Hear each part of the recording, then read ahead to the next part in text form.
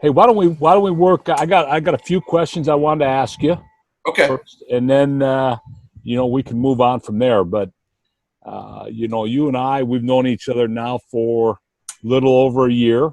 Yeah. Probably about last a year ago spring, right? Yeah, exactly. Yep. Yeah. So you want to tell the story about how we got hooked up together? Okay. Well, it was after the 2019 season. I was looking at um, an offense that would complement my team for the next 2 to 3 years, and blocker mover was definitely one that I wanted to look at. And I've always been a fan of motion offense. I've been a fan of making reads. I like flare screens. And I think the way kids are today, I think you have to define roles for them as far as who's a screener, who's not, Right. uh, and then really break that down. And so I did some research, and I could tell that um, Coach Kuhn's videos on the blocker mover were very detailed. So the more I watched, and the more I was able to see just how detailed, and I felt pretty good about putting it in. And one of the things that I sometimes will do is we'll reach out to the uh, authors of the videos. It doesn't always work, but Coach responded to me like within 5 minutes. It was weird because actually I thought I was at school, and I'm like, oh my, I can't even really talk now. But he got back with me that quick, which told me that um, he definitely is a coach that's willing to give back and help people in the game. And I think that's where you can really learn. Um, from there, was able to purchase some of his shooting drills, his sets, um, the the manual, and then from there we kind of went on, and then we did a mentorship program, and um, we would do one-on-one meetings where he could just break down what was going on in the video. And so, those are things that when you go to implement an offense, I think it's really important that you can tell a kid why we're doing this. And you don't always get that in videos on how to do that. And I think now more than ever, kids want to know why. Well, why is it important for the screening angle to work? And if you watch his kids, their angles on their screens and those things are on their ball screens, and how they set their cuts up, and being able to read the screen, everything from down to the drills. Those things all play into their offensive efficiency that they've had at Joliet, and that's what really helped me to feel where I could feel confident about putting the blocker mover system in at the high school level. One of the things that you said, I'm very made it part of what I do is I respond right away, and it's funny.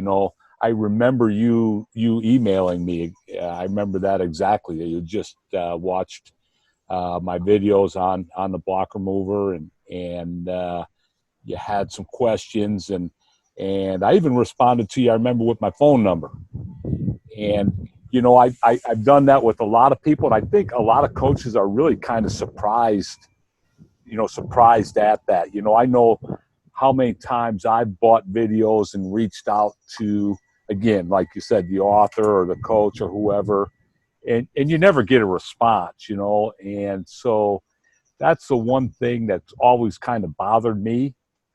I've taken a little bit of time. I know they're busy and so forth, but simple response to an email. But I always felt if I got to the point where I was doing a video or two, that it would be part of my obligation to carry through, and give a little bit more ideas if needed by a coach, or answer questions. So I try to make it as thorough as possible. So that's always one of my goals as well. Yeah, absolutely. And when I sent that email, you sent your phone, and then actually my phone started ringing, as I said, and you called just to see that you wanted to make sure that I got the questions, and I had already purchased the video, so you didn't have to do it. You didn't have to do it that quick, but I appreciated that. And from a coach's standpoint, um, you can't get everything in that video. You're limited by so much time, but for the just the your willingness to answer some questions was really important to me, and why I wanted to do more and study more of your system, and how you flowed into the blocker mover, the sets you use. What do you do when you go against a zone? Because I think when you got a good man-to-man offense and it's really working well, a lot of times teams don't want to fight all those screens, Right, and they're exactly. going to go zone. And I think that the zone offense complements the man offense. And so when you use those same principles in your zone offense as you do your man, I think it's easier for the kids to stay in flow. I think sometimes um, teams will see they'll go zone and just see like, will you stand? Will you stop being aggressive? Will you stop attacking? Correct. And I think, when I look at when we talked about your zone stuff, it was the same philosophies. The guys still had the same role, same kind of areas. They were, they had a purpose to their play. So I think that was something too that really caught my eye, because teams, especially at the high school level, and I think even maybe non-Division One, you're going to see teams that are going to mix defenses up just to see if they can throw a curveball to you. Correct. Throw you off balance a couple possessions or whatever. Here's one of the things. Obviously, both you and I are a little bit older. We've been coaching for a while.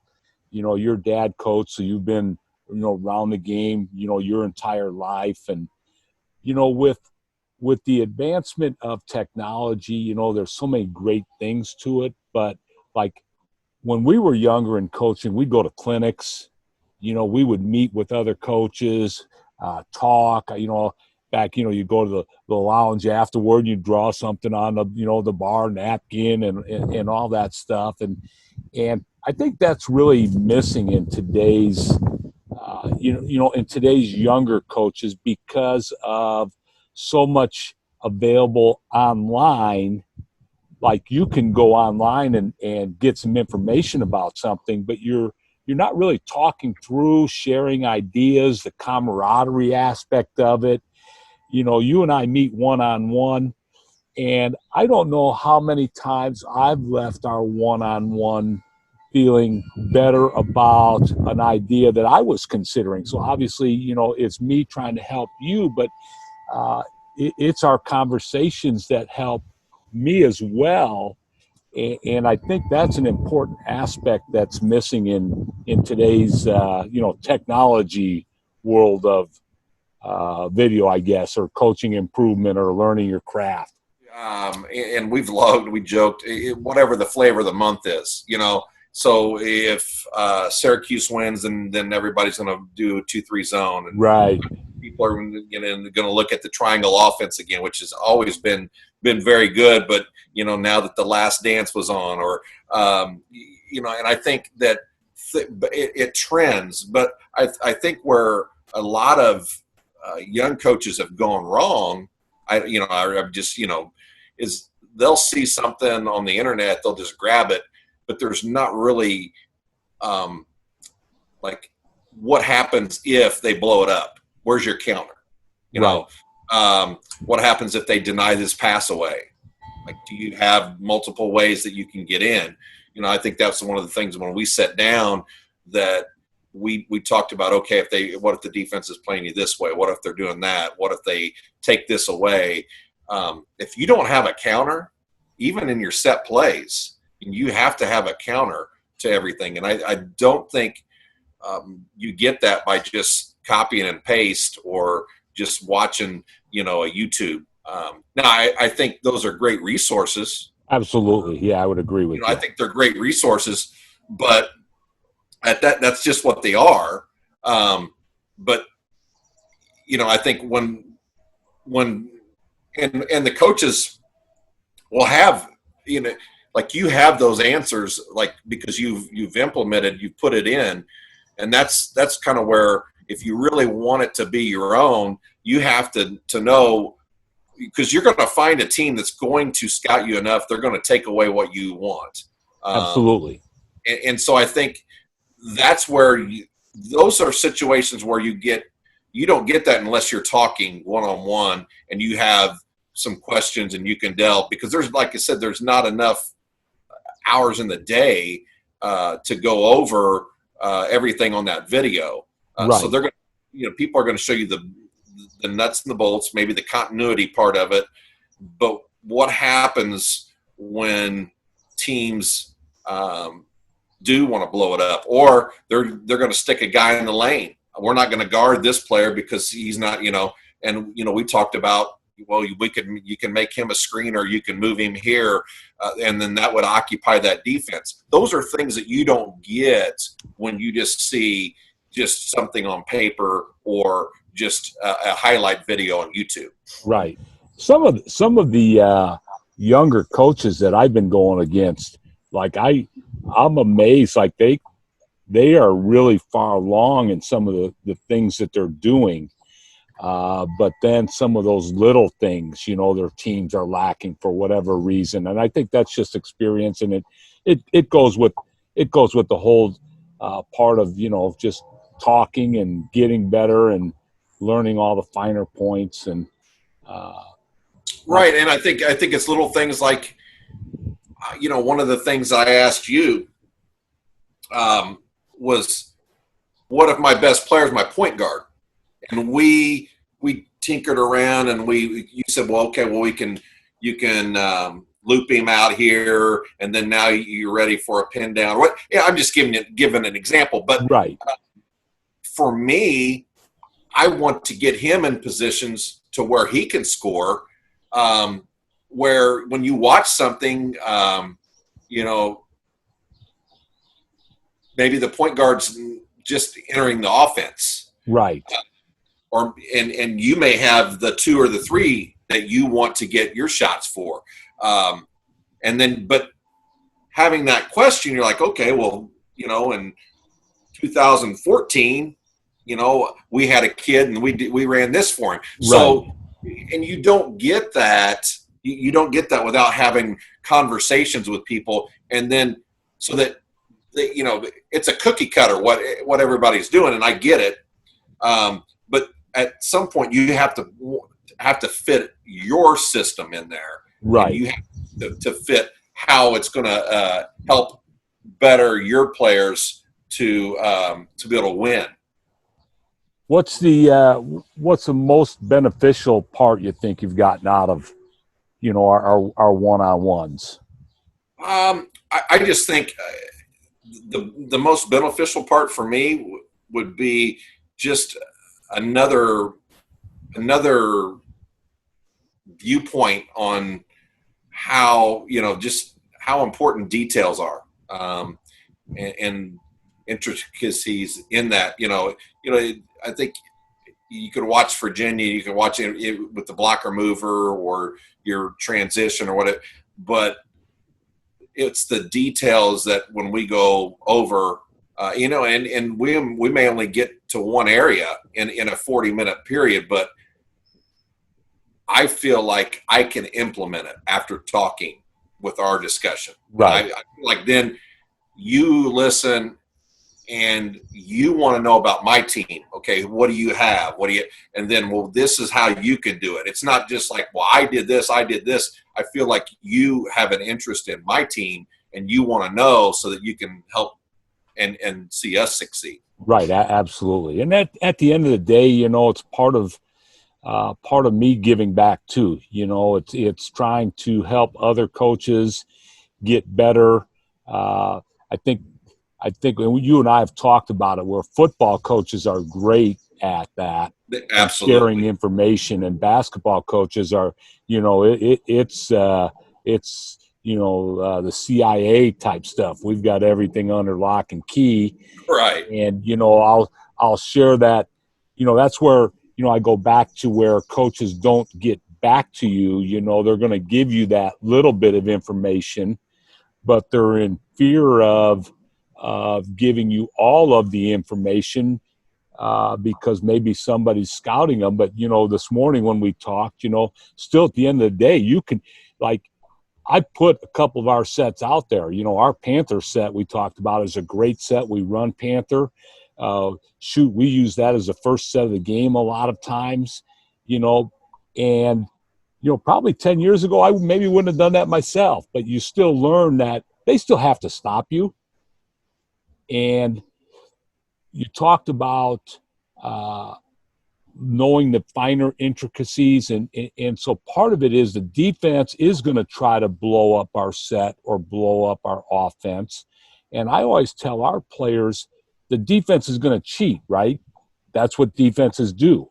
When we are in practice and we're running a set against our defense, you defensively, you're cheating because you know what we're running. And I tell our offense, like, cheat back. So they're cheating. There's a way to cheat back. And that's what you have to learn offensively, is how to cheat the defense to set yourself up. So, that's one of the great things I think about blocker mover, as well as motion. We're a motion guy as well. But I definitely like the defined roles. Uh, and, Absolutely. Yeah. and the ability to, adapt it to your players. We had a point guard on my great team a few years ago. Shoot, all we wanted him to do was enter the ball, get out of the way. His shot wasn't the greatest, and he did that well. And when it would come back to him, he would drive it because that's what he did. So it's just about putting guys in right positions. And, me saying to you, hey, in 2014, we did this. I think,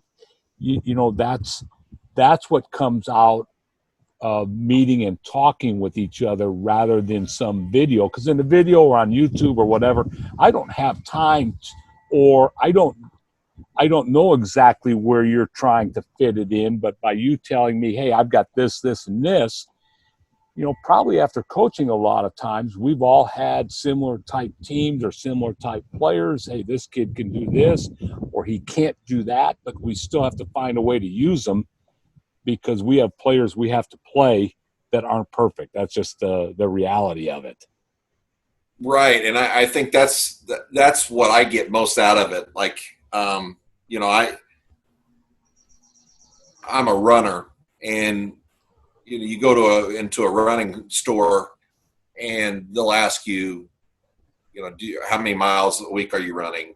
They'll look at you, do you pronate? Your weight, and where, as far as like your foot structure, and then they'll find the shoe that's going to get you to the finish line without injury. And I feel like I get that with, I don't get that if I go to Dick's Sporting Goods. I have to go to a specialty shop because I feel like they'll listen, and not that, and I just don't think Dick's business models, program that way, and don't Right. they've been successful. But I think from a coaching standpoint, that's you're wanting to make sure I get the right shoe so that, and so, yeah, that's where, I think I get the most out of the one-on-ones because I'm able to say, this is what I have. I don't have a post-up guy, or I've got a post-up guy. He can only play with his back to the basket. Okay, well, then you're going to roll him. You're not going to second cut. Well, I've got a guy that can step out. Okay, well, you'll pick and pop with this guy. So you can do short and you can do wide, or, Right. lane or lane wide or whatever. And so that's where those questions allow you, okay, this is then when I would use this set or this variation or Right.